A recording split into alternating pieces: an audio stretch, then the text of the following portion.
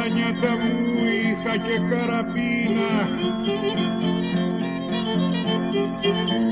Έλα και παίζα 1000 μπαλωτιές τσιπερδικές στο μήνα. Μετά από χρόνια εμπλοκή μου κάνει καραπίνα. Που ήταν απ' τη πιο καλέχτη μαρκατή τερπίνα και πομεινέ μου ότι φταίει και το χασέ χαρά μου. Γιατί έκανα πολύ καλά και όμορφα τη δουλειά μου.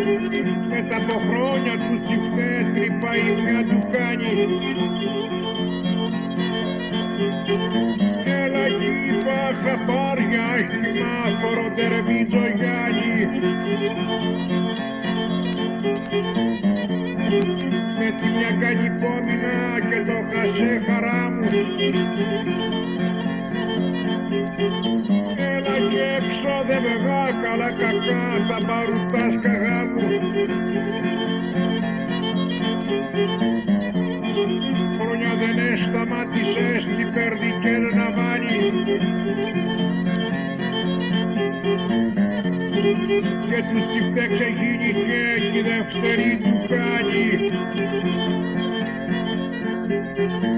Έλα μα ένα πρωί δοκίμασα προβαταμά στα αστεία. Τα κουμακό παίρνει ποτιά μα κάνει αφλογιστία. Ήρπαξα μέσα στο τσιφτέ και είπα να τον εσπάσω. Έλα 2-3 φορές το σκεφτικά να τον εκκομματιάσω. Ύστερα πάλι σκέπτομαι πως θα τον αντιμία. Και έναν βρω και ανοητώ μεγάλη αχαριστία.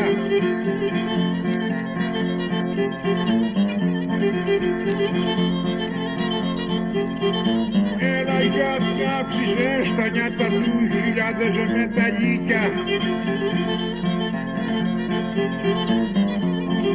Και παγαπουτσικάνες του και περδικές γιορτίκια.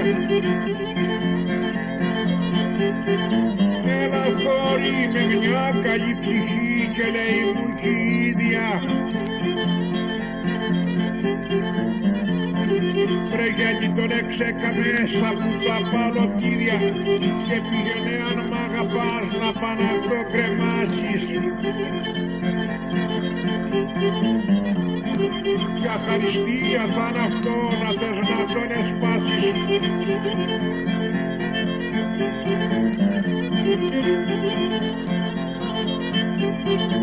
Έλα τώρα στο προστασιό τον έχω κρεμασμένο.